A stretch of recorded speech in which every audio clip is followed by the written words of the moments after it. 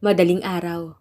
Yung klase ng katahimikan na parang may nakasabit na bigat sa hangin. At ang tanging maririnig ay ang paghikbi ng isang babaeng pilit nagpapakatatag. Si Maricel Villarreal. Nakaupo sa gilid ng lumang papag. Hawak ang bimpo habang hinihimas ang noo ng kaniyang amang si Mang Renato na bahagyang nanginginig. Maputla, hirap huminga. Parang bawat segundo ay may sinusugal. Pa, ito po. Nilagyan ko ulit kayo ng gamot. Konting tis na lang po ha. Dahan-dahang iminulat ni Mang Renato ang mata. Sel, anak. Umalis ka na, may trabaho ka pa. Hindi mo na kailangan bantayan ako ng ganito. Ngumiti si Maricel kahit nanginginig ang labi. Pa naman, hindi po ako mapapalagay kung hindi ko kayo nababantayan. Ayos lang po ako. Anak, mahina ang boses ni Renato, parang nauubos. Pasensya ka na. Kung hindi dahil sa sakit ko, hindi ka sana napapagod ng ganito. Pa, umupo si Maricel sa tabi ng kama. Hinawakan ang kamay ng ama. Hinding-hindi niyo kailangan humingi ng pasensya. Kayo po ang tatay ko. Kung ako nga po, nakakaya lahat. Huwag na po kayong mag-alala sa akin. Pero sa likod ng mga salitang yun, ramdam niyang tinutusok ng katotohanan ng puso niya. Dahil habang pinupunasan niya ang pawis ng ama, isang text message ang pumasok sa cellphone niya. Galing kay Dennis. Love, wag ka na pumasok ha. Pahinga ka naman minsan. Napailing siya habang humihinga ng malalim. Kung sana ganun lang kadali ang magpahinga. Pero paano? Kapag siyang tumigil, sino ang kikilos? Pinigilan niyang mapaluha. Hindi siya pwedeng magpakita ng kahinaan. Nagring ang cellphone, si Kuya Jomar. Hello, Kuya? Tanong ni Maricel pagod ang boses. Sel, patulong naman. Wala kaming gatas ni Jen eh. Wala rin kaming pambili ng diaper, kahit mga 1K lang oh. Napapikit si Maricel. Kuya, kahapon lang ako nagbigay sa'yo, di ba? Kulang nga kasi. Ang hirap kapag may anak na. Tsaka mas malaki naman ang sahod mo sa call center. Ano ba naman yung konting tulong? Alam mo namang ako lang ang bumubuhay dito sa bahay, kuya. Sel, ano ba? Pinagdadamutan mo ba ako? Kuya mo ako, huwag kang madamot. Nalaglag ang balikat ni Maricel. Hindi ako madamot, kuya. Sige, padadala kita mamaya. Sana naman konti kang sensitibo. Sagot ni Jomar bago ibaba ang tawag. Napansin niyang nakatingin sa kanya ang mama niya mula sa kusina. Anak, si Jomar ba yun? Kumukuha na naman ng pera? Okay lang po yun, ma. Sagot niya, pilit na nakangiti. Pero pag-akto niya sa lababo para maghugas ng kamay, hindi napigilan ni Maricel ang sandaling napaluha siya habang nakatalikod.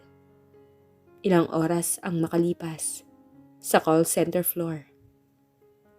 Thank you for calling Telco X. This is Maricel. How may I help you po? Automatic, walang emosyon, walang pahinga. Pero sa likod ng headset, ang totoo, halos hindi na niya maramdaman ang sarili. Manghina man siya, hindi pwedeng tumigil. Sel, tawag ng TL niya. Ayos ka lang, parang stress na stress ka. Ayos lang po, TL. Sagot niya, pilit na matatag. Normal lang. Pero pagkababa niya ng huling call sa shift, naramdaman niyang nanginginig ang mga kamay niya sa pagod. Habang papunta sa sakayan, tumunog ulit ang cellphone niya. Si Dennis calling. Huminga siya ng malalim at sinagot ang tawag. Love, pauwi ka na? Mahina pero malambing ang boses ni Dennis. Oo, pauwi na. Napangiti si Maricel kahit papano. Ihatid kita bukas ha. Miss na kita eh. Miss na rin kita, love. Love? Naging seryoso ang tono ni Dennis. Mahal na mahal kita. Sana alagaan mo rin ang sarili mo. Sandaling natahimik si Maricel. Kung may isang taong nagpapagaan sa mundo niya, si Dennis yun. Mahal na mahal din kita, love. Sagot niya. Kinabukasan. Girl, may sasabihin ako! Pagkapasok pa lang ng pantry, halos pasigaw si Jella, ang kaibigan niyang matagal ng OFW dreamer. Ano yun? Tanong ni Maricel. May opening sa New Zealand. Fruit picker. Malaking sweldo, girl. Like, malaki. Libre pa placement fee. Biglang laki ang mata ni Maricel. Parang nawala bigla ang pagod niya. Totoo ba yan? Girl, yes. Legit agency. Contracted work. Wala kang babayaran. Alam kong ikaw agad maiisip ko. Napatakip si Maricel ng bibig. Halos manginig. Opportunity of a lifetime. Para sa tatay niya, para sa pamilya, para matapos ang paghihirap. Sel? Sabi ni Jella, seryoso. Pwede mo nang ayusin lahat ng problema kapag tinanggap mo to. Pero ang sumunod na pumasok sa isip ni Maricel, si Dennis. Paano siya? Paano ang plano nila? Paano ang relasyon nila? Kinagabihan, nagkita sila ni Dennis sa paborito nilang lugawan. Love, may opportunity ako magtrabaho abroad. Diretsyong sabi ni Maricel. Napakunot ang noon ni Dennis. Parang biglang lumabo ang ilaw sa tabi nila. Ha? Aalis ka? Hindi makapaniwala ang tono. Love, malaking tulong to eh. Makakapagpagamot si Papa. Makakabawas ako sa mga gastusin. Makakabangon na kami. Hindi sumagot si Dennis. Nakatitig lang sa kanya. At sa unang pagkakataon, hindi niya mabasa ang mga mata nito. Dennis? Love. Mababa ang boses ni Dennis, puno ng kaba. Hindi ako papayag. Ha? Hindi kita papayagan. Hindi ka dapat umalis. Pero Dennis, hindi siya pinatapos. Love, paano ako? Paano tayo? Paano yung future natin? Iwan mo ba ako? Ganun lang? Hindi, Dennis. Ginagawa ko to para sa pamilya ko. Hindi mo ba ako mahal? Direktang tanong, malalim, matalim. Dennis, of course mahal kita pero mas pipili mo pa rin ang pag-alis. Bulong nito, puno ng sakit. Hindi ko kaya. Tumulo ang luha ni Maricel. Hindi niya napigilan. Love, kailangan ko to eh. Hindi ko kayang makita na nahihirapan yung pamilya ko. Humigpit ang hawak ni Dennis sa kamay niya. Ako ang bahala sa'yo. Ako na tutulong sa pamilya mo. Huwag ka lang umalis, please. Please, stay. Dennis, mahal na mahal kita. Hindi ko kayang mawala ka. At doon bumagsak ang puso ni Maricel sa gitna ng dalawang mundong gusto niyang piliin. Hindi makakatulog si Maricel ng gabing yun. Kahit anong pihit niya sa lumang kutsyon, parang may kumikiliti sa puso niyang hindi niya maitagilid.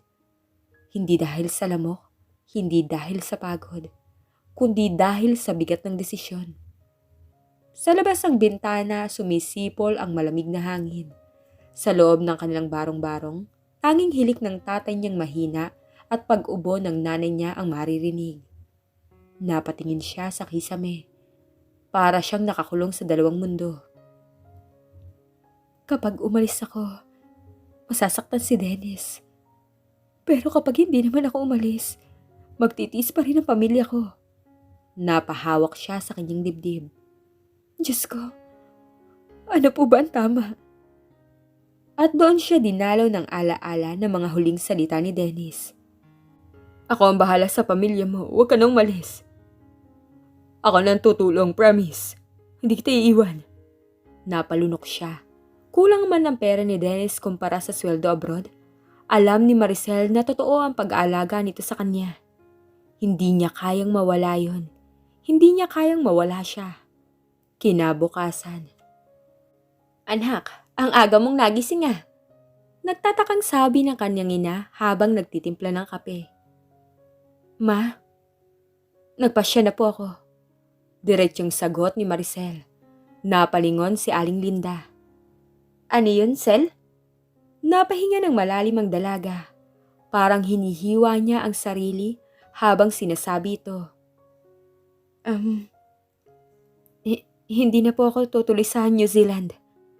Halos mabitawan ni Aling Linda ang kutsara. Ano? Bakit naman? Anak, yun na yung chance mo. Ma, ayaw ni Dennis. Sabi niya tutulungin niya tayo. Sel, napatungo ang kanyang ina. May halong lungkot at pangamba. Sigurado ka ba dyan? Anak, hindi ka dapat umaasa sa lalaki. Kahit gaano ka pa niya kamahal. Ma, putol ni Maricel. Si Dennis po yung pinag-uusapan natin. Hindi siya basta lalaki lang. Siya yung nagparamdam sa akin na may kasama ako, na hindi ako nag-iisa. Hindi kumibo ang ina niya, pero ramdam niya ang bagabag nito. Sa kitaan nila ni Dennis, nagkita sila sa may jogging area ng subdivision kung saan nakatira si Dennis. Hapon nun, nangingintabang araw, pero malamig ang hangin. Si Maricel, naka-jeans at lumang blouse. Si Dennis naman fresh from work, bagong gupit at may amoy ng mahal na pabango. Pagkakita pa lang ni Dennis sa kanya, bigla siyang initian ng binata. Love, kumusta? May good news ba? Huminga ng malalim si Maricel. Tinigil ko na yung application ko.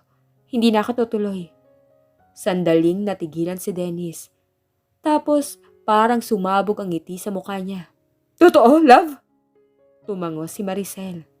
Dahil doon agad siyang niyakap ni Dennis. Mahigpit, buong puso. Love, thank you. Thank you talaga. Akala ko mawawala ka sa akin. Napapikit si Maricel sa yakap. Naramdaman niyang tibok ng puso nito sa dibdib niya. Hindi ako aalis, love. Ayoko rin namang mawala ka. Hinawakan ni Dennis ang mukha niya, tumingin diretso sa mga mata niya. Pangako, Sel, hindi mo to pagsisisihan. Ako na bahala sa lahat. Sa family mo, sa tatay mo, sa mga kailangan mo. Huwag mo nang pasanin mag-isa. Isang luha ang tumulo sa pisngi ng dalaga. Salamat, love. At hinalikan siya ni Dennis sa noo. Mahina, marahan, puno ng pangako. Sa unang buwan, maayos ang lahat. Dumadaan si Dennis tuwing weekend. Nagbibigay ng pera, nagpapabili ng grocery, tumutulong sa panggamot. Tuwang-tuwa ang nanay niya. Medyo lumalalaman ang kalagayan ng papa niya. At least may panggastos. Si Maricel, bagaman pagod sa gabi at pagod sa umaga, may ngiti kasi may Dennis. Pero walang perpektong pangako. Walang pangakong hindi napuputol. Isang gabi, kakauwi lang ni Maricel mula sa shift. Pagod, malamig ang ulo. Tumunog ang cellphone. Si Dennis. Nandyan ka na? Oo, love. Kakarating ka lang sa bahay. Oh, good. Nakuha mo ba yung pinadala ko? Oo, love. Panggamot ni Papa. Salamat ha. Ilang saglit bago nag-reply si Dennis. Love, bakit parang lagi ka nalang may kailangan? Napasa po si Maricel sa noo. Hindi ko to kailangan ngayon. Love, panggamot lang naman. Oo nga, pero love, ang dami mo nang hinihingi eh. Parang may sumaksak sa dibdib ni Maricel. Hindi agad siya nakasagot. Nag-text ulit si Dennis. Sana naman balance. Ako na halos ang gumagastos sa lahat. Humigpit ang hawak ni Maricel sa cellphone. Bumigat ang dibdib. Love, di ba sabi mo ikaw bahala? Ilang sandali bago may natanggap siyang reply. Oo, pero hindi ko alam na ganito ka pala kahirap gampanan. Natigilan si Maricel. Napahawak sa tenga niya. Sinusubukang pigilan ang pagiyak. Kinabukasan nagkita sila. Tahimik si Dennis habang kumakain sila ng fishball. Hindi mapakali si Maricel. Love, may problema ba? Hindi sumagot si Dennis. Tapos bigla itong nagsalitang parang may hinahabol. Sel, ang bigat mo na. Parang nasamid si Maricel. Ano? I mean, ang dami mong problema, ang dami mong responsibility, ang dami mong hinihingi. Love, hindi ako bangko. Ako rin naman hindi humihingi para sa saya, Dennis. Para sa pamilya ko to. Alam ko, Pero wala ka bang ibang source? Yung kuya mo, yung nanay mo. Bakit laging ako? Love, hindi ko kaya lahat. Doon napatigil si Maricel. Unting-unting nabasag ang puso niya. Dennis, kung hindi mo kaya, hindi ko naman sinasabing obligado ka. Pero ikaw yung gumawa ng desisyon, Sel. Sigaw ni Dennis. Pinili mong hindi umalis. Pinili mong ako ang sasalo ng lahat. Akala ko manageable eh. Pero ngayon, sobrang bigat. Kinagat ni Maricel ang labi niya para hindi umiyak sa harapan nito. Pero hindi niya napigilan ang nanginginig na boses. Dennis, ginawa ko to kasi sinabi mo. Kasi pinakaiusap mo. Kasi mahal kita. Hindi porket mahal kita, kaya kong i-shoulder lahat ng problema mo. Matigas ang tono ng binata. At doon tuluyang tumulo ang luha ni Maricel. Tahimik, malamlam, masakit. Sa bahay, tahimik siyang naglalakad papasok ng kwarto nang mapansin ng nanay niya ang pamumugto ng mata niya. Sel, anong nangyari? Umiling si Maricel. Pagod lang ako. Anak, lumapit si Aling Linda at hinawakan ang kamay niya. Hindi mo kailangang itago sa akin. Doon sumabog ang iyak niya. Bakit ganito? Ginawa ko naman ang lahat ah. Bakit parang ako pa yung mali? Naiiyak niya ang lahat. Ang pangarap niyang New Zealand, ang pangakong napako, ang lalaking unti-unting lumalayo, ang pamilyang umaasa, ang mundong bumibigat. Anak, bulong ng nanay niya. Hindi ka kasi dapat umaasa sa pangako ng kahit sino, kahit mahal mo pa. At sa isang iglap, nalaman ni Maricel, hindi siya masaya. Hindi siya ligtas, hindi siya lumalago, at nagdesisyon na siya. Tinignan niya ang cellphone niya, binuksan ang dating message ni Jella. Girl, open pa yung slot, kaya mo yan. At doon pinindot niya ang tawag. Jella, pwede ko pa bang habulin yung application? Girl, yes! Kailangan lang natin bilisan, sure ka ba? Huminga si Maricel ng malalim. Jella, oo, handa na ako. Hindi ko na kayang umasa, hindi ko na kayang masaktan. At doon nagsimula ang bagong kabanata. Ang desisyong hindi na para sa pag-ibig, kundi para sa sarili. Para sa pamilya, para sa kinabukasan. Hindi malaman ni Maricel kung saan niya hinugot ang tapang ng gabing yun. Habang nakatingin siya sa malamlam na ilaw ng cellphone, hawak niya ang inaasam na tiket ng kalayaan. Ang tawag na ginawa niya kay Jella. Tapos na. Nagpasya na siya. Pero ang totoong laban ay hindi pa nagsisimula. Love, breakfast tayo later, treat ko. Text ni Dennis kinaumagahan. Hindi agad sinagot ni Maricel. Nakatingin lang siya sa screen. Kinakain siya ng guilt at takot. Pero mas nangingibabaw ang determinasyon. Love, busy ka ba? Huminga siya ng malalim at nag-type. Dennis, we need to talk. Mabilis ang reply. Punta ako dyan now. Kinabahan si Maricel. Hindi pa man naumpisahan ang pag-uusap, nanginginig na ang kamay niya. Ilang minuto lang, dumarating na si Dennis. Nasa tapat ng bahay nila ang motor ni Dennis. Wala pang 5 minuto, bumaba itong seryoso, halatang kabado. Love, what happened? Bakit parang ang bigat ng text mo? Hindi sumagot si Maricel. Pumasok siya sa bakuran ng tahimik. Sumunod si Dennis. Sel, ano bang nangyayari? Tumapat siya sa bintana at doon nagsimula ang pagbitak ng mundo. Dennis, mahina pero diretso. Mag-a-apply ulit ako sa New Zealand. Natigilan si Dennis, literal na napaatras. Anong sabi mo? Tutuloy na ako. Tinawagan ko si Jella, naka-reserve na ako. Put! Napamura si Dennis ng marahas at napasabunot sa buhok niya. Love, seryoso ka ba? Dennis. Hindi ba tayo nag-usap? Bumibilis ang boses niya parang sasabog. Pinili mo ko. Pinangako mo na hindi ka aalis. Ramdam ni Maricel ang paglanat ng lalamunan niya, pero hindi niya inurong ang tingin. Dennis, pinili kita kasi ikaw ang nagpilit. Ano?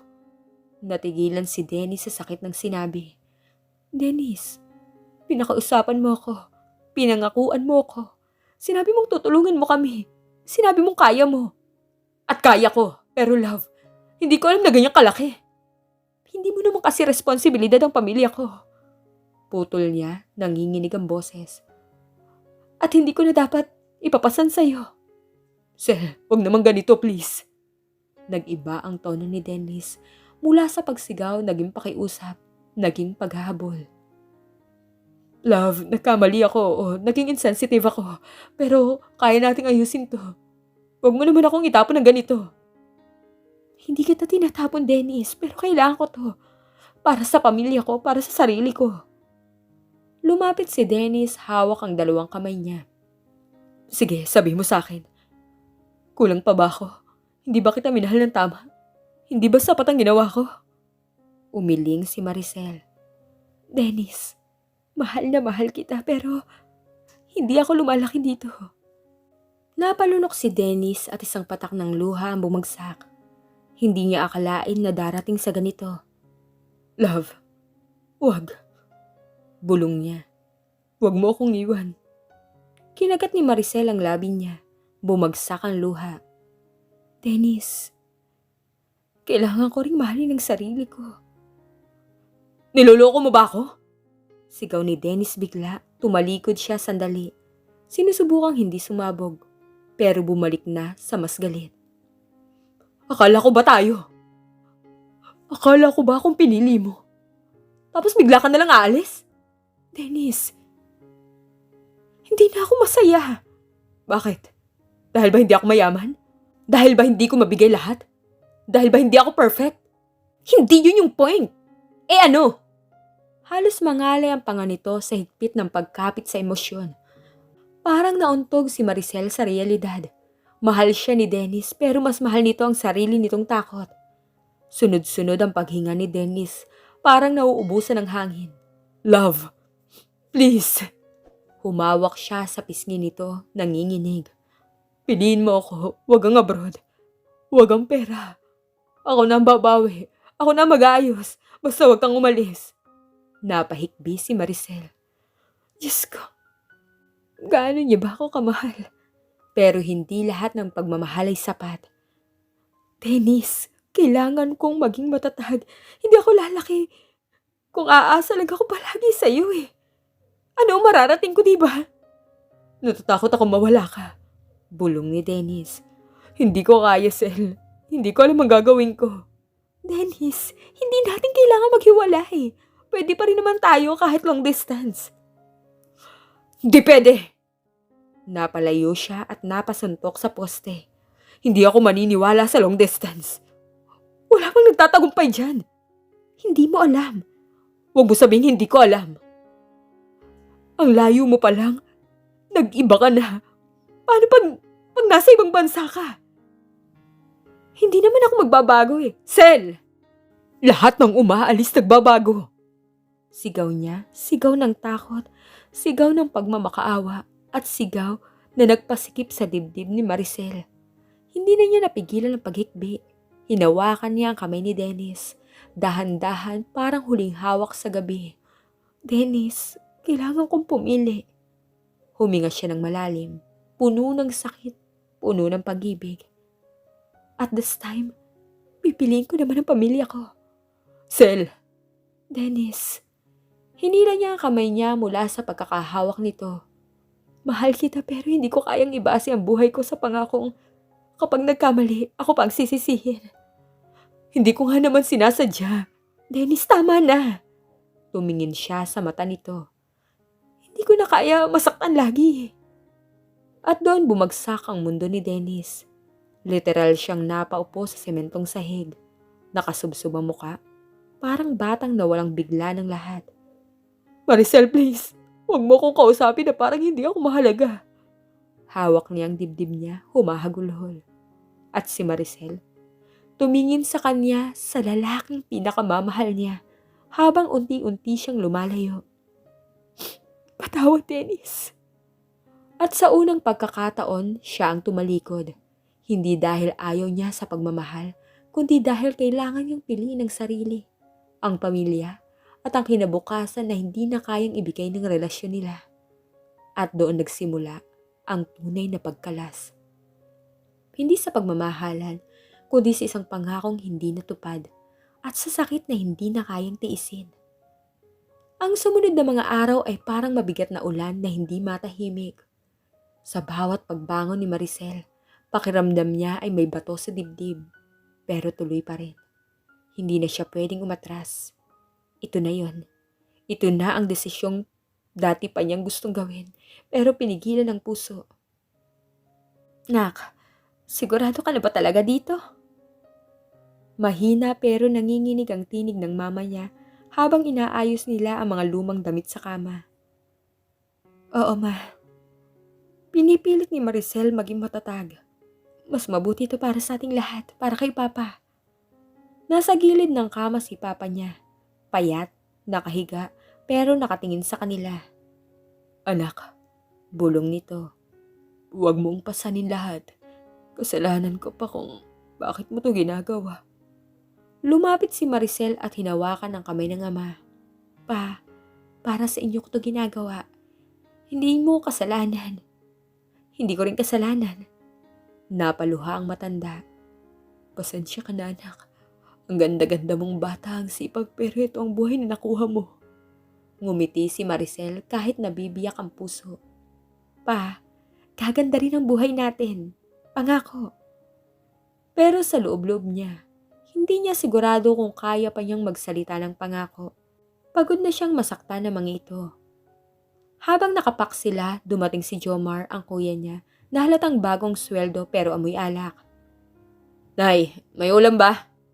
Pumasok itong parang walang pakialam. Napatingin si Maricel, pigil ang init ng ulo.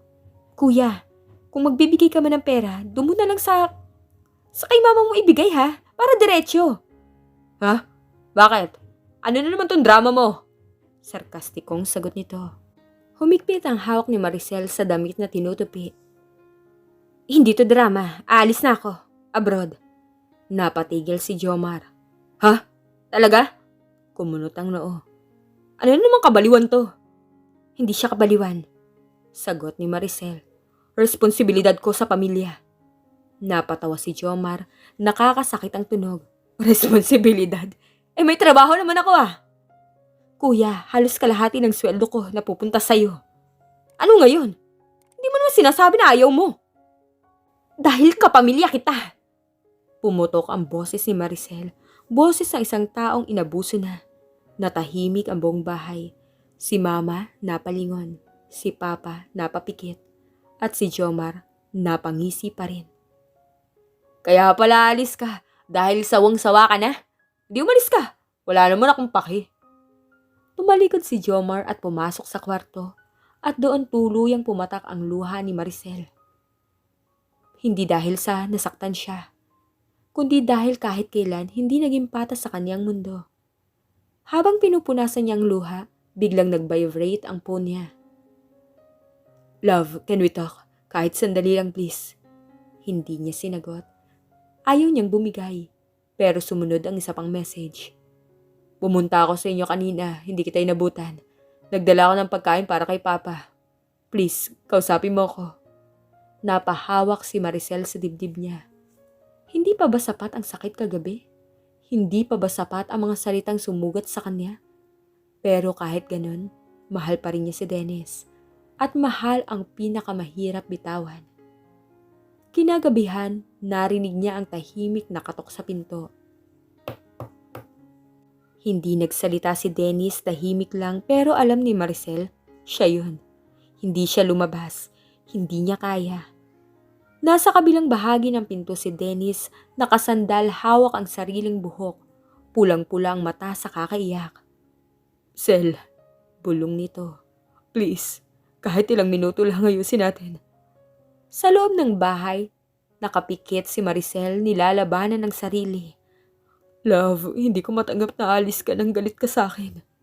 Napakagat si Maricel sa labi, pinipigilan ng hikbi. Sel, handa ako magbago. Handa ako maghintay. Handa ako humabol sa iyo kahit saan ka pa magpunta. pero nanatili siyang tahimik. Rinig niya ang paghikbi ni Dennis. Isang paghikbing hindi niya akalaing maririnig mula sa isang lalaking laging napaka-strong. Please, huwag mo akong bitaon ng ganito. Hindi niya kaya pero kailangan. Araw ng flight. Pagdating nila sa airport, hawak-hawak ni Maricel ang maliit na bag at ang pinakamalaking pangarap ng buhay niya. Nak, ingat ka. Tumawag ka palagi ha. Sabi ni mama niya habang pinipigilan ng luha. Oo ma, huwag niyo pong isipin na iiwan ko kayo. Para sa inyo to. Anak. Si Papa halos hindi makapagsalita. Pagbalik mo, baka mas malakas na ako. Ngumiti siya pero sobrang sakit ng ngiti. Pa, babantayan ko kayo kahit malayo. Paglingon niya nakita niya si Jomar sa di kalayuan. Hindi lumapit, hindi na goodbye, pero tumitig. At sapat na yun kay Maricel. Kahit papano may konting hiya na siguro ang kuya niya. Pagharap niya sa departure gate, biglang may malamig na hiningang dumapo sa likod niya. Maricel. Napahinto siya, dahan-dahan siyang lumingon. At doon tumigil ang mundo. Si Dennis nakatayo, nanghihina. Puno ng luha ang mata, parang walang tulog. Love, mahina pero punong-puno ng sakit ang boses. Hindi kita hahayaang umalis nang hindi mo malang ako tinitingnan. Naglakad siya papalapit kay Maricel. Mabagal parang bawat hakbang ay latay sa puso. Paglapit niya, tumulo na ang luha niya. Hindi ako pumunta para pigilan ka. Pinahid niya ang luha gamit ang manggas. Pumunta ako para suportahan ka. Nagulat si Maricel. Hindi ito ang inaasahan niya. Dennis, kahit masakit, kahit durog ako, huminga siya ng malalim. Tama ka. Kailangan mo to. Lalong nadurog ang puso ni Maricel. Love, I'm sorry. Bulong niya. Ngumiti si Dennis ang pilit. Walang kailangang ikasorry. Humawak to sa kamay niya. Tandaan mo lang, hindi kita iiwan. Dennis, sa oras na maging mahirap dyan, sa oras na umiyak ka, sa oras na gusto mong sumuko, tandaan mo, nandito lang ako. Hinila niya ang kamay ni Maricel. Marahan. Hinalikan nito. Mahaba. Punong-puno ng pangakong hindi masabi. At bumulong. Love, kung kailangan mong lumayo para maging mas mabuti, ang kalagayan niyo, hihintayin kita. At doon tuluyang bumigay si Maricel sa luha. Pero kahit masakit, tumalikod siya at lumakad. Hindi niya alam kung babalik pa siya. Pero sa unang pagkakataon, lumakad siya dalang tapang at hindi takot. At naghiwalay sila ng may respeto. Hindi na galit, hindi na poot, kundi pag-asang baka balang araw sa tamang panahon, magtatagpo ulit sila. Walang sino man ang handa sa unang gabi ng pag-iisa sa ibang bansa. Akala ni Maricel dati sapat ang tapang niya. Akala niya sapat ang sanay na siya sa hirap. Akala niya sapat na ang luha na dumanas na sa buhay niya. Pero pagdating niya sa New Zealand, doon niya naintindihan na kahit gaano ka katatag sa Pilipinas, maiiba pa rin ang bigat kapag wala kang hawak na kakampi. Sa unang gabi sa dorm, isang maliit na kwarto lang ang nakuha ni Maricel. Isang kama, isang cabinet, isang bintana na may malamig na hangin. Pagsara niya ng pinto, doon siya unang huminga ng malalim. At kasunod nun, pumatak ang luha. Kaya mo yan. Bulong niya sa sarili, pinipigilan ang paghikbi. Kinaya mo sa Pinas, kakayanin mo rin dito. Kailangan mo. Pero kahit anong pilit niyang kontrolin, bumuhos ang luha niya. Hindi dahil mahirap, hindi dahil mag-isa siya, pero dahil kahit na umalis siya para magpakatatag. Pakiramdam niya ngayon, siya ang pinakamarupok na tao sa mundo. Sa farm, hindi biro ang trabaho. Maaga silang ginigising ng lamig na parang yelo. Maricel, faster! Sigaw ng supervisor nila, si Mr. Dalton. Isang puting matandang walang pakialam kung Pilipino ka o hindi. Tinatamaan ng lamig ang mga daliri niya. Nangingitim sa pagod pero tuloy pa rin siya sa pagpitas ng prutas. Sa kabila, move! Wrong crate! Too slow! Para siyang makina. Para siyang itinapon sa isang mundong walang naririnig kundi sigaw. Minsan sa sobrang pagod, umiiyak siya habang nagpipik ng prutas. Pero hindi niya mapunasan dahil mapapagalitan. Kaya ang luha niya, nakikisama na lang sa hamog ng umaga. Ang mga kasama, may mga Filipino rin sa dorm, pero kanya-kanya sila ng buhay. May tumatawag sa pamilya, may nag-aaway, may tumatawa para itago ang pagod. Uy Sel, kaya mo pa? Tanong ni Ate Laika, isang masayahing OFW na parang nanay na sa lahat. Kailangan eh. Ngumiti si Maricel kahit masakit ang katawan. Huwag ka matakot umiyak ha. Normal yan, lahat kami umiyak nung una. Napangiti si Maricel ng mahina. Oo ate, kinaya ko naman. Pero hindi niya sinabing gabi-gabi, umiiyak siya sa unan. Malayo si Maricel pero hindi natapos si Dennis sa pag-text. Love, kumain ka na. Magpahinga ka ha. Love, proud ako sa'yo. Love, namimiss na kita. Hindi agad nakakasagot si Maricel. Pagod. Pagod na pagod. Minsan nakakatulugan niya ang phone. Minsan hindi niya napapansin ang messages. At doon unti-unting tumatama sa puso ni Dennis ang hindi inaamin. Hindi na ako priority ni Sel. Sa Pilipinas, ang paglubog ni Dennis. Hindi na bumabalik si Dennis sa dati. Sa trabaho, wala siya sa sarili. Pre, okay ka lang? Tanong ng office mate niyang si Ryan. Oh, sagot niya pero halatang nakatingin sa kawalan. Pag-uwi sa bahay, nag-iisa siyang kumakain. Tahimik, walang imik. Tapos titingin sa cellphone niya. Wala. Walang bagong message si Maricel. At doon niya nararamdaman ang lungkot na hindi kayang tapusin ng kahit anong libangan. Minsan sa sobrang pangungulila, lumalabas siya. Tumatambay sa harap ng bahay ni Maricel kahit wala na ito doon. Gusto niya lang maramdaman na malapit pa rin siya. Na kahit papano, hindi pa tuluyang nawala si Maricel sa buhay niya. Sa kwarto may maliit na notebook si Maricel. Doon niya sinusulat lahat ng hindi niya masabi. Dear Dennis, hindi ko na alam kung kaya ko pa. Masakit pala maging matapang. Akala ko dati ang hirap sa Pilipinas. Yun na yung pinakamatindi pero dito iba eh. Hindi ko alam kung ito ba talagang para sa akin. Kaya lang kailangan ko itong gawin para kay Papa, para sa pamilya, para sa sarili ko. Hindi kita nakakalimutan. Hindi ako nagbago pero minsan hindi ko na alam kung saan ako kukuha ng lakas eh. Kung nandito ka, baka bumigay na ako pero hindi pwede. Kasi kailangan kong maging malakas.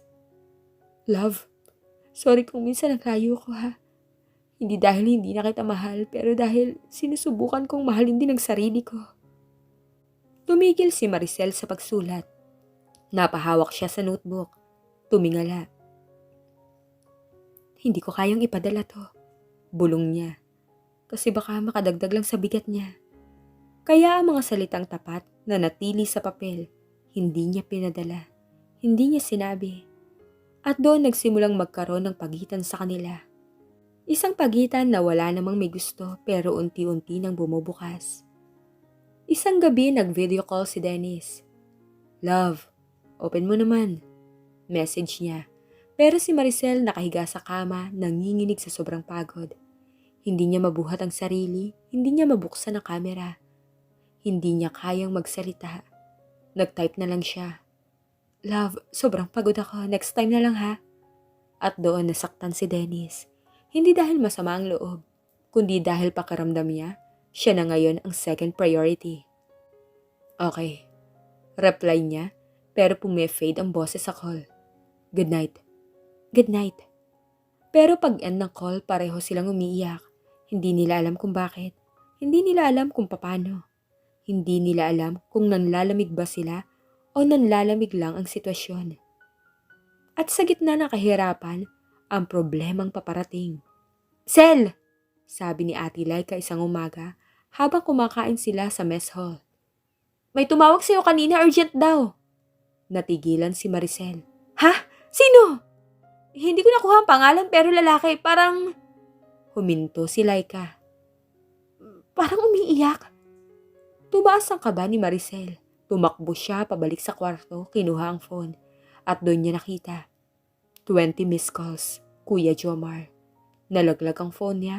Humigpit ang dibdib. Diyos ko, ano naman to?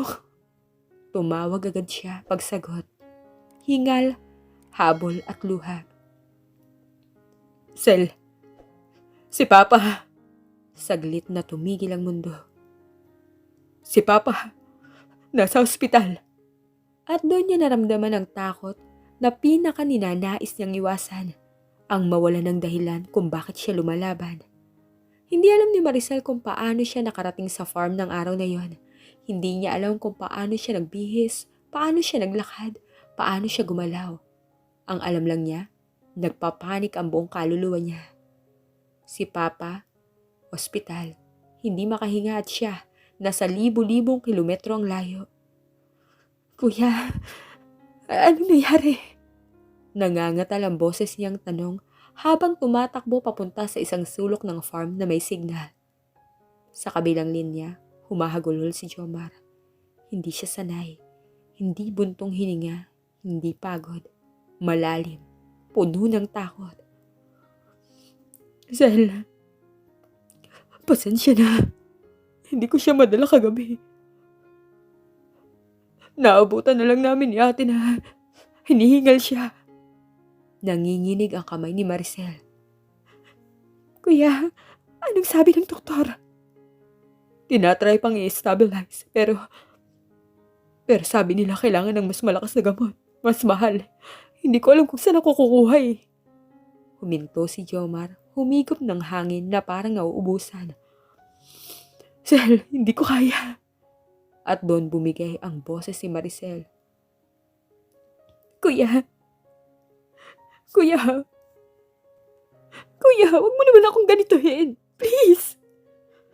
Sel, hikbi. Mas malala na si Papa. Napasandal siya sa poste ng shed. Nanginginig, gumuguho ang mundo. Hindi na niya naramdaman ang lamig. Hindi niya naramdaman ang bigat ng katawan. Hindi niya naramdaman ang paligid. Ang tanging narinig niya lang ay ang tibok ng puso niyang parang sinasaksak. Habang nakayakap siya sa sarili, biglang may tumawag, si Dennis. Hindi niya alam kung kaya niya, hindi niya alam kung sasagutin niya, pero parang kusang gumalaw ang kamay niya.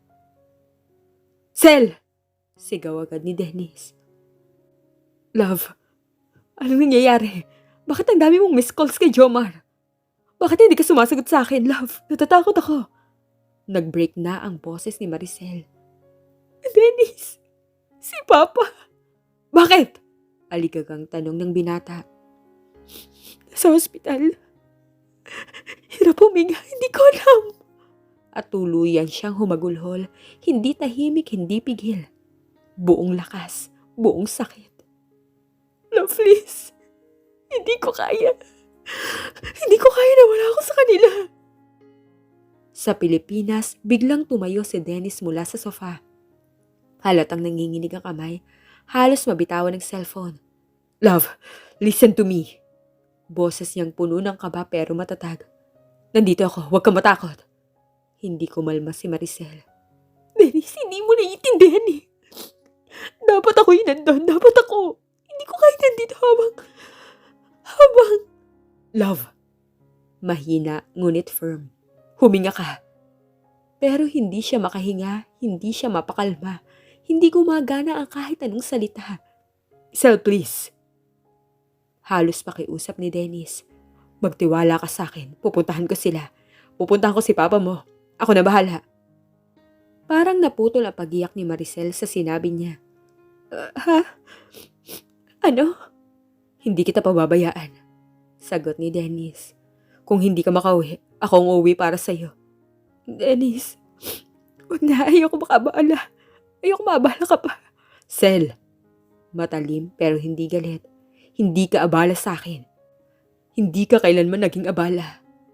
At doon napapikit si Maricel, pumatak ang luha, mas mabigat, mas masakit. Dennis, bakit mo to ginagawa? Galit ka, di ba dapat sa akin? Love, nanginginig ang tinig ni Dennis. Ikaw ang taong mahal ko. Kung kailangan mo ko, kahit galit ka, kahit nasaktan ako, pupunta ako. Hindi na siya nakapagsalita. Hindi na niya alam kung ano ang sasabihin. Ang alam lang niya, hindi niya inaasahan na tutulungan pa siya ni Dennis, lalo na pagkatapos ng lahat. Pagkababa ng tawag, walang pag-aalinlangan si Dennis. Binuksan niya agad ang cabinet, naghagis ng damit sa bag, kinuha ang wallet, passport, card. Walang plano, walang itinerary, walang pahinga. Pero may isang malinaw. Hindi niya hahayaang mag-isa si Maricel sa pinakamalupit na oras ng buhay nito. Paglabas niya ng bahay, nakita siya ng mama niya.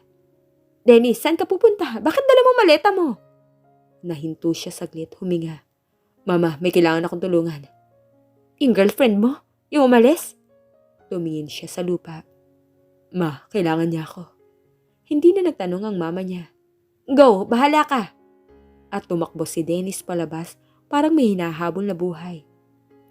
Pag uwi niya sa dorm, hindi siya nagbihis, hindi siya kumain, hindi siya umupo. Pagpasok niya, hinila niya ang kumot at sumubsob sa kama. Para siyang batang nawala ng tahanan. Para siyang sundalong nawala ng lakas. Para siyang hindi na kayang lumaban. Ba, huwag ka munang mawala, please. Please po, huwag muna ngayon. Hikbi niya habang nakatalukbong.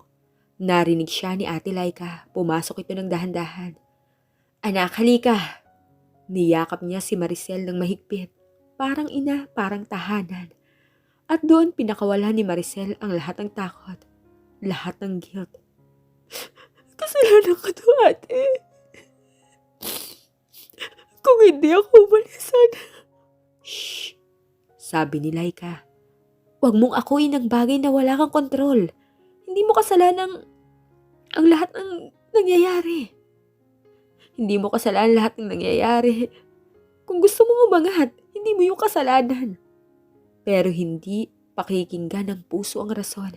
Mas malakas ang takot. Mas malakas yung pagmamahal. Nag-text si Jomar. Sel, may sinabi ang doktor. Kailangan si Papa ng test. Ang gastos, 38,000 agad. Hindi ko alam ang gagawin ko.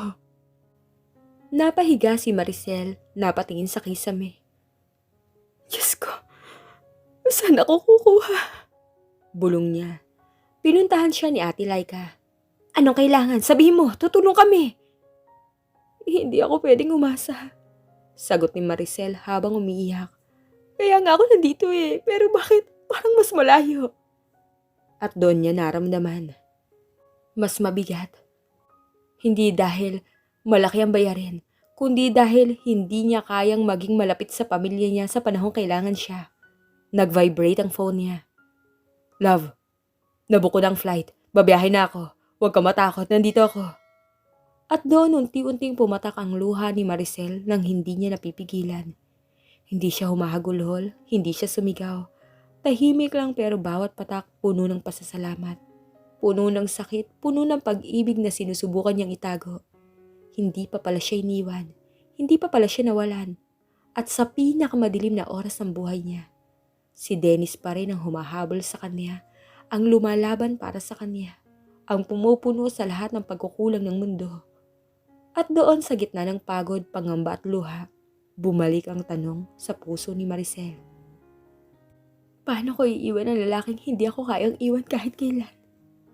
Habang si Maricel ay nakikipaglaban sa lamig at luha sa New Zealand, si Dennis naman ay nakikipaghabulan sa oras. Hindi siya natulog mula nang makuha ang balita. Hindi kumain. Hindi nag-isip ng 2 beses. Lumipad siya pauwi sa pamilya ni Maricel. Hindi dahil gusto niyang magpabida, kundi dahil sa puso niya, alam niyang ito ang tamang gawin. Pagdating sa barangay nila, ramdam niya agad ang bigat ng hangin. Tahimik, mabigat, parang nag-aabang ng masamang balita. Pagpasok niya sa maliit na gate, nakita niya agad si mama ni Maricel na namumugto ang mata. Nay Linda, malumaling yung bati. Napalingon ng babae. Nagulat. Dennis, anak, anong ginagawa mo rito? Pumunta po ako dito para tumulong. Sagot niya, nanginginig ang boses pero matatag ang tingin. Ano pong lagay ni Papa Roberto? Napahawak sa dibdib si mama niya. Anak, nasa ospital ang tatay mo. Hindi ko alam kung... Nabitin ng salita dahil nag-crack ang boses niya. Magkano po ang kailangan? Tanong agad ni Dennis. Hindi anak. Hindi naman pera to. Hindi mo obligasyon. Nay, humawak si Dennis sa balikat ni mama. Hindi ko man kayo kaano-ano pero mahal ko si Maricel at mahal niya kayo. Kaya pamilya na rin kita. At doon hindi na napigilan ni mama ang luha. Pagdating ni Dennis sa hospital, halos masok siya sa amoy ng alkohol at gamot. Nakita niya agad si Jomar sa labas ng ER, nakaupo. Mukha pang lasing pero hindi na umiiyak. Jomar, malalim at malamig ang boses ni Dennis. Pagangat ng tingin ni Jomar, halatang nagulat. Dennis, anong ginagawa mo dito? Pumunta ako para kay Tito Roberto. Sagot nito, at para kay Maricel. Napanghiwi si Jomar. She doesn't need you. Wala na kayo, diba? Tumigas ang panga ni Dennis. Huwag mong sabihin kung ano ang kailangan o hindi ng kapatid mo. Ikaw nga. Huminga siya ng malalim bago tumuloy. Ikaw nga minsan, hindi mo alam ang kailangan niya. Biglang sumiklab ang galit sa mata ni Jomar. Huwag mo akong husgahan, Dennis, ha? Hindi mo alam ang problema namin. Hindi ko alam? Lumapit si Dennis, diretsyong tingin, matigas. Ilang beses ka lang nanghiram ng pera kay Maricel. At sa'yo niya napupunta halos lahat ng pagod niya. Ako ang hindi nakakaalam? Hindi kumibo si Jomar pero nanginginig ang kamao. Kaya ka ba umiwas nang tumawag siya? Tanong ni Dennis. Dahil alam mo may kasalanan ka? Nagpanting ang tenga ni Jomar. Wala akong kasalanan. Wala? Sumabog sa tono si Dennis. Jomar, nasa ospital ang tatay mo at mas inuuna mo pang ipagtanggol ang ego mo kaysa magpaliwanag sa kapatid mo. Hindi na nakatiis si Jomar. Sinuntok niya ang pader. Blag. Ano gusto mo ha? Sigaw nito. Oo, kinukuha ko yung pera. Oo, minsan napupunta sa bisyo. Pero, natigilan siya at doon nalaman ni Dennis, may iba pa. Umupo si Jomar sa bangko, hawak ang ulo, humihingal parang wasak. Pero hindi lang yon, bulong ng kuya niya. May utang ako sa tao na hindi ko dapat pinautang. Tumaas ang kilay ni Dennis. Anong ibig mong sabihin? Dahan-dahang umangat ang tingin ni Jomar. Hindi to alam ni Sel. Ako ang dahilan kaya nalubog kami. Ako ang dahilan bakit walang pambayad. Ako ang dahilan bakit pinilit ni Sel mag-abroad. Parang sinapok ang dibdib ni Dennis. Anong ginawa mo, Jomar? Bakit? Kung sasabihin ko sa'yo, Dennis, mawawala si Sel sa'yo. Mapait ang ngiti ni Jomar. Napatigil si Dennis. Huwag mo akong takutin. Hindi kita tinatakot. Sinasabi ko sa'yo ang totoo. Napayuko si Jomar, napailing tumingin sa sahig. Si Papa, dapat matagal nang gumagaling. Pero wala kaming paggamot doon. Tapos, dapat may maintenance siya. Hindi ko binili. Parang lumubog ang puso ni Dennis. Bakit hindi? Umangat ang tingin ni Jomar, pulang-pula. Kasi, sinugal ko. Tumigil ang hangin. Parang may bumulong sa tenga ni Dennis. Hindi totoo. Hindi pwede. Jomar, huwag mong sabihin. Totoo. Ibinili ko ng sugal yung pera ni Sel, yung pera niyo. Yung dapat para sa gamot ni Papa. Hindi na nakapagsalita si Dennis. Parang tinamaan siya ng 10 palad ng sabay-sabay. At ngayon, ako ang dahilan bakit lalo lumala si Papa. Ako ang dahilan bakit siya nahirapan. Ako ang dahilan bakit nasa ospital siya ngayon. Pagkatapos ng ilang segundong katahimikan, sumigaw si Dennis. Hindi mo ba naiisip? Sigaw nito, halos tumubo ang ugat sa leeg. Jomar, hindi ka ba nakukonsensya, ha? Napalayo si Jomar, hindi makasagot. Hindi man lang nabigyan ng lunas ang tatay mo kasi inuna mo yung bisyo mo. Dennis, Huwag mo akong Dennis. Magulang mo yun. Magulang mo yun. Nanginginig ang boses ng binata. Kung ako si Maricel, hindi ko alam kung anong magagawa ko. Kung mapapatawad kita. Tumingin si Jomar sa kanya, guho ang muka at doon niya binigay ang pamatay na linya. Dennis, wag mong sabihin kay Sel kahit kailan, kahit ano mangyari. Tumigas ang panga ni Dennis, nag-iba ang tingin. Talim, galit at awa. At walang pag-aatubiling sagot niya. Hindi ko kayang maglihim kay Maricel. Hindi ko kayang patuloy siyang saktan para lang protektahan ka. Dennis, please. She needs hope right now. Kapag sinabi mo to, babagsak siya. Nagmamakaawa ang kuya. At tumigil si Dennis sobrang tagal hanggang sa napaupo siya hawak ang muka. Ano ang dapat niyang gawin? Sabihin ng totoo? O iligtas si Maricel sa bigat na makakasira sa kanya habang nasa abroad? Tumawag si Maricel. Dennis, kamusta si Papa? Hindi alam ni Dennis kung paano sasagot. Tumingin siya kay Jomar. Tumingin siya sa ospital. Tumingin siya sa sahig. At sa unang pagkakataon, naramdaman niya ang bigat ng mundo. Love, mahina niyang sabi. Stable na si Papa pero kailangan pa ng pera. At kailangan mong maging matapang. Hindi niya sinabi ang buong katotohanan. Hindi pa. Hindi niya kayang sirain ang huling lakas ni Maricel sa oras na kailangan niya yung higit sa lahat. Pero sa loob niya, umiiyak siya, sumisigaw at sumasabog. At doon siya nagdesisyon. Pagkatapos ang tawag kay Maricel, tumayo si Dennis, lumapit kay Jomar at bumulong. Hindi kita pinoprotektahan. Pinoprotektahan ko si Maricel. At doon niya binitawan ang linya na hindi inaasahan ni Jomar. Mag-a-apply ako sa trabaho nila Sel. Napatulala si Jomar. Ano? Bakit? Para makabayad tayo sa utang mo. Diretsong tingin ni Dennis. Para gumaling si Papa Roberto. Para hindi siya mawala ng ama. Dennis, hindi mo naman kailangan gawin yun eh. Kailangan. Dahil kung hindi, si Maricel ang mawawalan. At sa unang pagkakataon, si Jomar ang umiyak sa harapan ni Dennis. Kinabukasan, habang si Maricel ay nasa farm, nanginginig pa rin sa takot. Nakatanggap siya ng isang message mula kay Dennis. Love, may sasabihin ako sa'yo mamaya ha, pero sa ngayon hawakan mo to ha. Hindi ka mag-isa. Hindi ko hahayaang mag-isa ka. Ilang araw matapos ang tawag ni Dennis, napansin ni Maricel na nag-iba ang tono nito.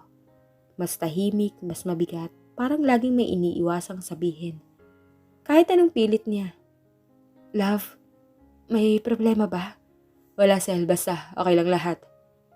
Paulit-ulit isang sagot pero ramdam ni Maricel ang totoo. Hindi okay, hindi normal. At lalo pang lumakas ang kutob niya nang minsang pauwi siya mula sa farm. Kinausap siya ng kasamahan niyang si Ate Norlene, isang veteranang OFW.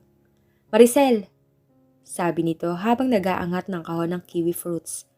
Kanina ka palutang ha, may nangyari ba sa Pilipinas? Napahinto si Maricel. Hindi niya alam kung paano sasagot. Hindi ko po alam ate, pero para may tinatago po si Dennis eh. Tumigil si Ate Norlene. Tumingin sa kanya ng diretsyo. Anak, kapag ang lalaki tahimik, tumaas ang kilay nito. May matindi talaga siyang dinadala. Napayuko si Maricel. Tama yun, pero hindi pa rin niya alam kung anong totoo. Sa Pilipinas habang si Maricel ay naliligaw sa hinala, si Dennis naman naliligo sa problema. Kinuha niya ang requirements para sa job abroad, medical, NBI clearance, passport renewal, OEC orientation. Buong araw siyang naglakad, buong gabi siyang nag-file. At pag-uwi niya, nakaharap niya si Jomar. Nagwawala. Dennis! Sigaw nito. Bakit mo to ginagawa? Hindi umimik si Dennis, nilapag lang niya ang envelope ng document sa mesa. Pupunta ako kay Maricel. Nababaliw ka na ba? Halos mawasak ang boses ni Jomar. Ano ka? Superhero? Di mo yung problema! Tumawa ng mapait si Dennis. Hindi nga, pero ikaw ang problema. Sumalubong ang kamao ni Jomar pero sinulo lang yon ni Dennis. Hindi siya umatras ni hindi siya natakot. Jomar, Kung hindi ako kikilos, sino? Ikaw? Napaatras ang kuya niya. Hindi mo naiintindihan eh. I understand very well. Nagkasala ka, oo. Pero hindi ako papayag na si Maricel ang magbayad. Hindi ko sinasadya. Hindi ko gustong... Hindi sapat yan. Magulang mo na damay, pamilya mo, si Maricel. Tapos biglang sumigaw si Jomar. Tatapusin ang buhay mo ng mga nautangan ko kapag nagpakita ka sa kanila. Doon natigilan si Dennis, hindi niya alam yon. Hindi pa niya naririnig yon. Pumatol ka sa... Nanlilisik niyang tanong. Sama-sama, sagot ni Jomar pabulong. Tumingin si Dennis sa sahig, huminga ng malalim. At kahit mismong sarili niya, nagulat sa sagot niya.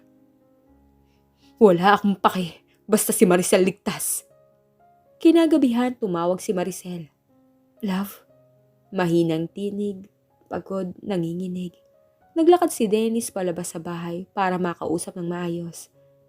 Love, bakit? May kakaiba sa'yo. Hindi ka ganto magsalita eh. Hindi ka ganto katahimik. Napatigil si Dennis, tiningnan ng buwan, hindi makahinga. Love, kung sasabihin ko sa'yo ang totoo, masasaktan ka. Kumabog ang puso ni Maricel. Dennis, ano ba talaga? Si Papa stable pero tumigil si Dennis, hindi niya masabi. Hindi niya kayang sabihin habang mag-isa si Maricel sa ibang bansa. Pagod, puyat at umiiyak. Kaya ang lumabas. Love, gagawin ko ang lahat para sa'yo, promise. At napaluha si Maricel. Dennis, namiss kita. Pero bago pa makasagot si Dennis. Hoy, Sel! Sigaw ng kasama sa background. Call mo daw family mo, may kailangan ka malaman. Napahinto si Maricel, napatayo si Dennis. Love, ano yun? Hindi na siya sinagot ni Maricel. Tumakbo ang babae palabas. Pagdating niya sa barracks, inaabot sa kanya ang phone ng isa pang OFW. Sel, tawagan mo ang mama mo ngayon na. Nanginginig ang mga daliri ni Maricel. Dial, ring, ring. Ma? Pagkasagot ng mama niya, hikbi ang bubungad. Anak! Kumunot ang noo ni Maricel. Ma, bakit po? Anak, huwag kang mabibigla. Humihikbi, humihingal, wasak. Huwag kang matatakot pero... Ma, ano ba?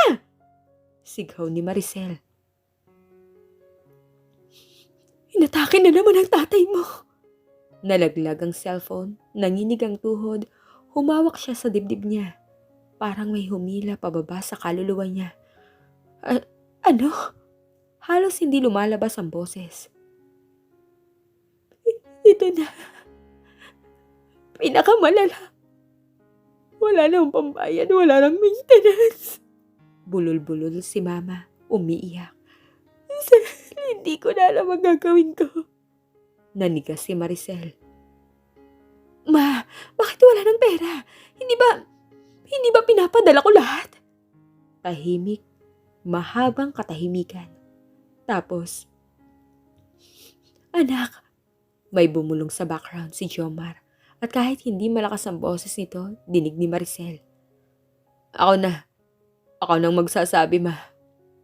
Ako na. At doon bumalik ang telepono kay mama. May problema si kuya mo, anak. Nangalog ang panga ni Maricel. Anong problema? Tumingin si mama sa paligid, parang may kinakatakutan. At sa unang pagkakataon, sinabi niya ang hindi dapat masabi. Anak, may utang si kuya mo. Malaki. At doon napunta karamihan ng pera mo. Sumabog ang dibdib ni Maricel. Napaupo, nanginginig at humahagulhol. Ma! Please, sabihin niyo na lahat. Kailangan kong malaman. Sel, boses ni Jomar mahina't basag. Sel, patawad.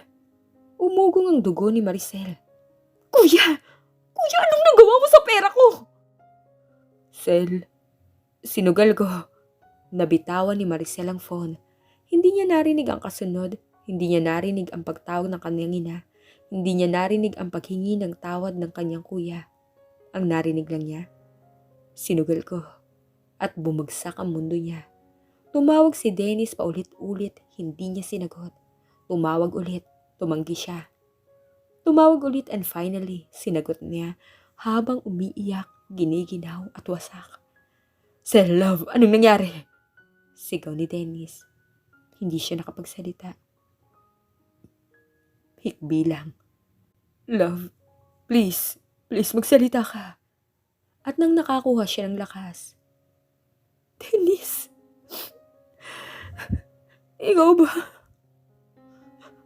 Alam mo?" Tumigil si Dennis, napalunok, napalayo ang tingin, natahimik. "Dennis, alam mo ba?" Tumulo ang luha ni Dennis, hindi niya mapigilan. Hindi niya magawa ang dapat na sagot. At yun ang pinakamaling katahimikan sa buhay niya. Dahil sa kabilang linya, bumagsak ang luha ni Maricel. "Dennis, alam mo pala." "Sel, hindi sa ganon." "Bakit hindi mo sinabi, ha?" Sigaw niya, nagwawala. "Dennis, akala ko, tapat tayo. Akala ko partner kita." Humagulhol si Maricel. Patay na ako sa pagod, sa takot. Sa gabi-gabi na walang pensyon. Tapos lulukohin niyo ako? "Love, Sel, please. I didn't want to hurt you." Ano to? Ano to, Dennis? At ang huling linya na binitawan niya, linyang sumaksak kay Dennis. "Dennis, wag mo akong tatawagan ulit." At binaba niya ang tawag. Si Dennis ang naiwang umiyak. "Sel, sorry. Patawad, love." Pero wala nang makarinig, wala nang tutugon. At doon napagtanto ni Dennis ang masakit na katotohanan. Nasira niya ang tiwala ng babaeng mahal niya. Hindi dahil sa kasinungalingan, kundi dahil sa katahimikan. Sa New Zealand, ang pusong naglalagablab sa sakit. 3 araw, 3 gabing halos walang tulog si Maricel. Uuwi mula sa farm na may pasa ang braso, putik sa sapatos, lamig sa kalamnan, pero ang pinakamalalang sugat ay nasa dibdib niya. Wala siyang kausap, wala siyang pinapansin. Hindi si Mama, hindi si Jomar, at lalong hindi si Dennis. Kahit libo-libo ang miss calls nito. Sa barracks nakaupo siya sa kama, hawak ang jacket na dati ibinigay ni Dennis. Nilalapitan daw siya ng mga kasama niya pero wala siyang marinig, wala siyang maramdaman. Parang may kung anong nabiyak sa loob niya. At tuwing isasara niya ang mata, naririnig niya ang tinig ni Dennis. Yung katahimikan nito nang tanungin niya, "Alam mo ba?" At hindi ito sumagot. Mas masakit pa yon kaysa kung umamin siya. Habang si Maricel ay nagkakandadurog sa ibang bansa, si Dennis ay nagkakandadurog sa Pilipinas. Nakapak na lahat ng gamit niya, passport tickets, medical clearance, deployment papers. 3 araw niyang hindi nakita si Jomar. 3 araw siyang umiyak sa likod ng pinto. At 3 araw siyang hindi makakain. Pero isa lang ang malinaw sa kanya. Kailangan niyang sundan si Maricel. Kailangan niya itama ang lahat. At hindi yun dahil gusto niyang bumawi sa relasyon nila, kundi dahil gusto niyang ayusin ang buhay ng pamilyang minahal niya. Nang dumating ang araw ng flight niya, bumisita siya sa bahay ni Maricel para magpaalam.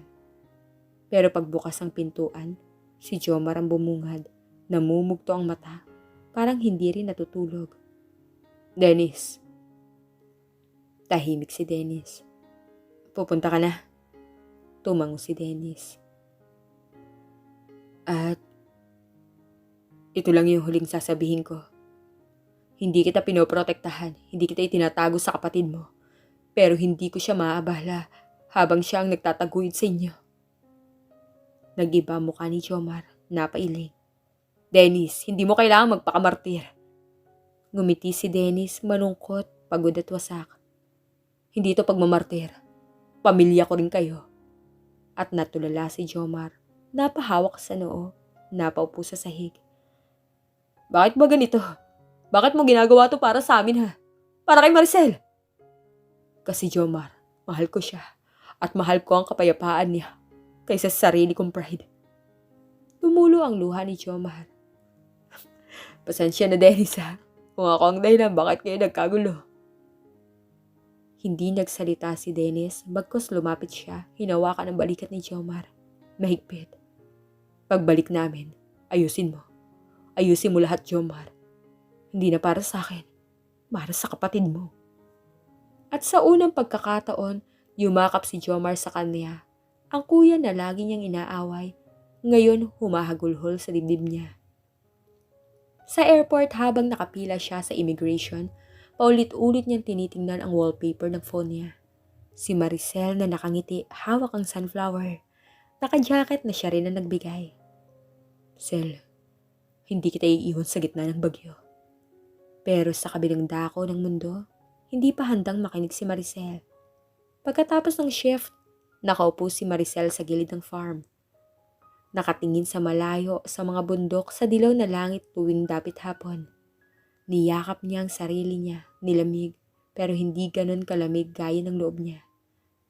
Mari, tawag ng kasama niyang si Annie. May message ka daw sa office, from PH. Napatingin si Maricel, kinabahan. Sino raw? Hindi ko alam pero urgent daw. Napuno ng kabang dibdib ni Maricel habang papunta siya sa office. Pagbukas niya ng pinto, naroon ang supervisor nila, si Ma'am Evelyn.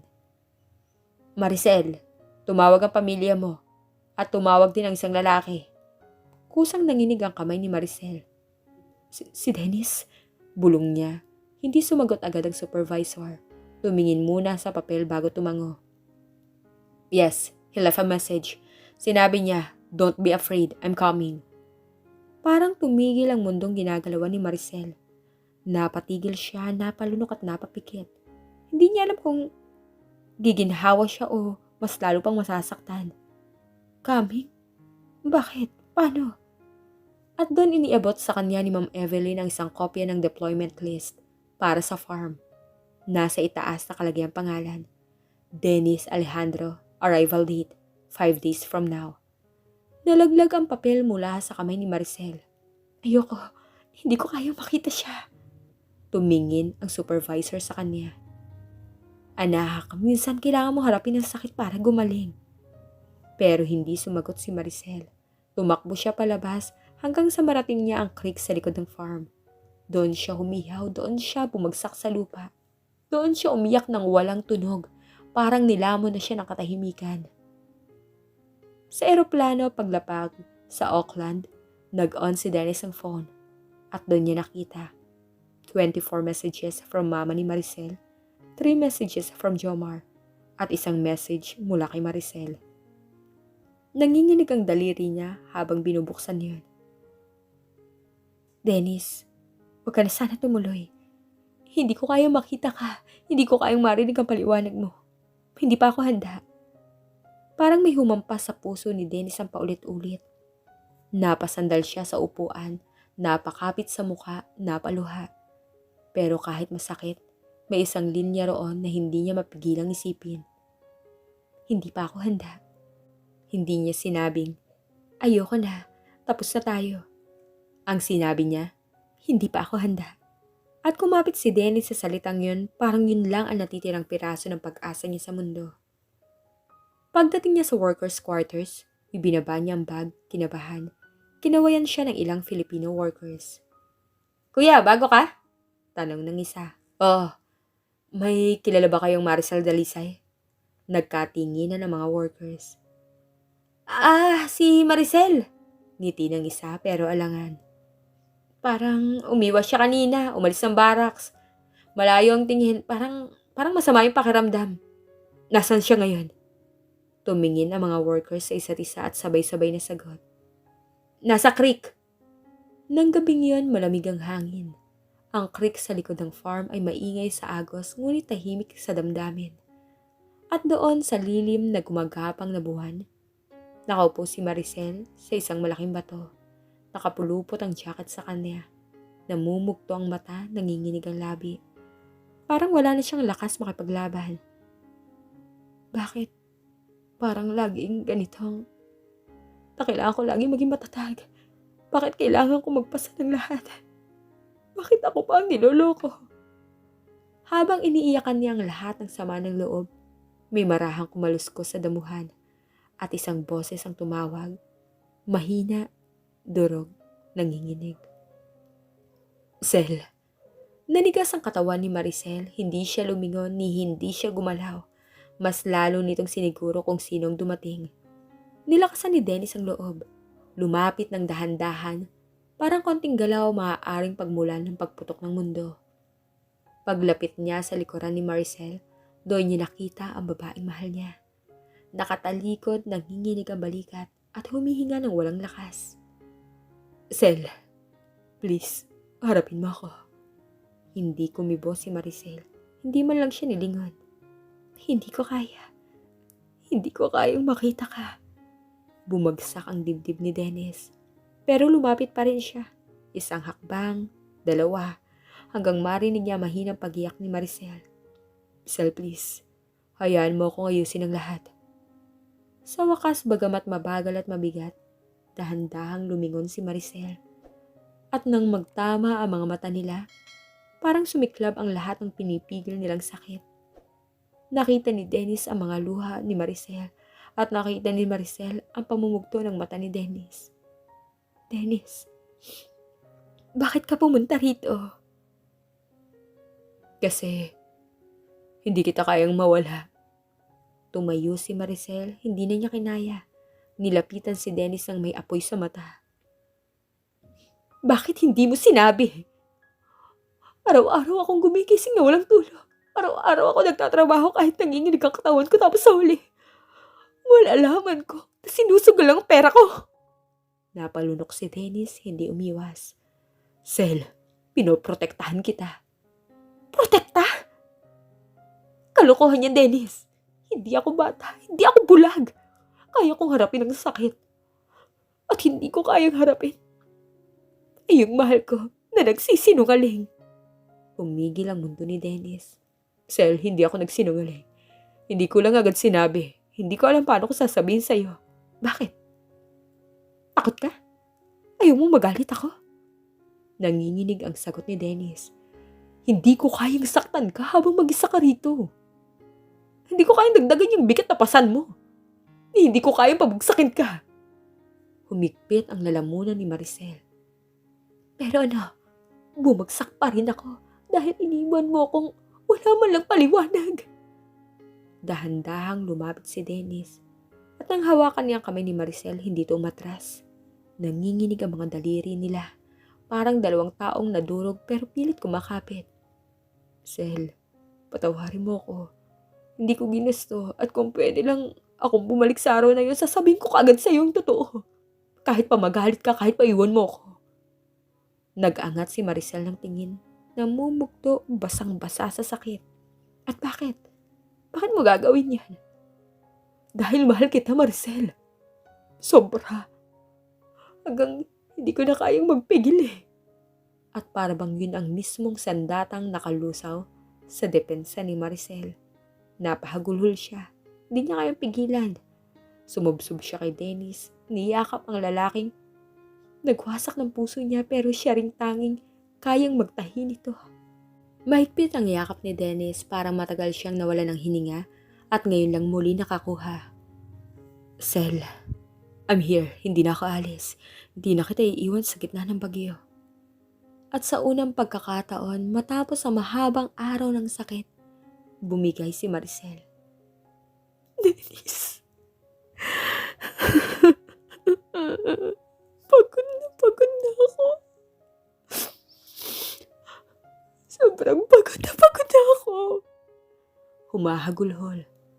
I know, kaya nga ako nandito para samahan ka. Para tulungan ka. Para buhatin ka kung hindi mo na kaya.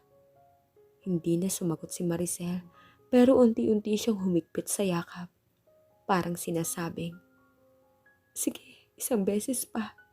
Maniniwala ulit ako. Nang makabawi ng lakas, humiwalay si Maricel. Pinahid ang luha, huminga ng malalim. Dennis, kailangan kong marinig mula sa'yo. Lahat. Walang kulang, walang sobra. At doon isa-isa niyang sinabi ang lahat. Ang pagpunta sa bahay nila, pagkakausap kay Jomar, tunay na dahilan ng paglala ng sakit ni Papa Roberto. Ang utang, ang bisyo, ang pagkalubog, at ang plano niyang tumulong. Habang nagsasalita si Dennis, umiiyak si Maricel. Hindi dahil sa galit kundi dahil sa bigat ng katotohanan. At sa huli, ang panghuling salita ni Dennis. Sel, hindi ko to ginawa para bumalik ka sa akin. Ginawa ko to dahil mahal kita at mahal ko ang pamilya mo. At hindi ko kayang panoorin kang gumuho mag-isa. Napaluhod si Maricel sa dami ng emosyon. Dennis.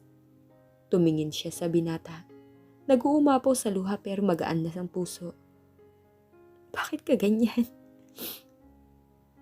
Bakit ang hirap mong hindi mahalin? At doon sa ilalim ng buwan, sa likod ng farm, sa tabi ng dumadaloy na tubig, lumuhod din si Dennis, hinawakan ang mukha ni Maricel at bumulong. Maaaring ang dami nating pagkakamali, pero ikaw pa rin ang tahanan ko. Napatigil ang puso ni Maricel, parang hindi makahinga. At bago pa niya masabi ang anumang salita, dahan-dahan siyang hinalikan ni Dennis. Hindi to mabilis, hindi to marahas, hindi to pagsuyo lang. Ito ay halik ng dalawang taong nasaktan, naglayo, nag-iyakan pero hindi kayang iwanan ng isa't isa. Ito ay halik na nagsasabing, kahit gaano kasakit, babalikan at babalikan kita. 3 buwan ang lumipas. Gumaling si Papa Roberto, nabayaran ang utang ni Jomar. Nagbalik loob ang kuya at nagsimulang magtrabaho sa maayos sa paraan. Si mama niya, nakatulog ng maayos sa wakas. At si Maricel, hindi na siya nag-iisa sa farm. Dahil sa tabi niya araw-araw, sa lamig ng umaga at init ng trabaho, nandun si Dennis. May ngiti, may tiwala at may pag-asa. At isang hapon, habang magkasabay silang nag-aayos ng kahon ng kiwi fruits, humawak si Maricel sa kamay niya. Dennis. Ngumiti si Maricel. Hindi dahil sa masaya siya ngayon, kundi dahil buo siyang muli. Thank you. Tumulo ang luha niya. For choosing me. For fighting for me. For staying. Kahit ang hirap kong mahalin. Hinawakan ni Dennis ang kamay niya ng mas mahigpit. Sel, hirap ka lang mahalin kapag ayaw mo, pero sa akin, lumapit siya, hinawakan ng pisngi niya. Hindi naging mahirap yun. Mahal kita noon, mahal kita ngayon, at mamahalin pa rin kita kahit masaktan pa ako. At doon humagikik si Maricel. Masaya, malaya, buong buo. Mahal din kita, Dennis. At ngumiti siya ng may liwanag sa mukha. Salamat sa pagpili sa akin. Kahit hindi ko pinili ang sarili ko. Yumakap si Dennis at bumulong. Sa dulo ng lahat, ako pa rin. Ikaw pa rin. Tayo pa rin.